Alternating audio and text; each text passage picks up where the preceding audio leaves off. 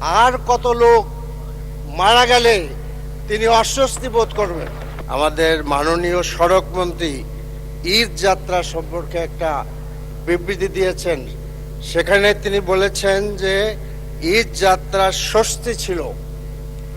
তো ঈদ যাত্রার স্বস্তিটা একটু আমি আপনাদের সামনে বলতে চাই আপনাদের মাধ্যমে। আমাদের আর বিআরটি এর রিপোর্ট অনুযায়ী এই ঈদ যাত্রায় 170 জন মারা গেছে,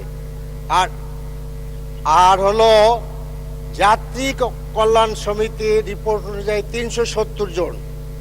এরপরে আমরা দেখলাম যে দৌলতদিয়া একটা আস্ত বাস পানির নিচে চলে গেল।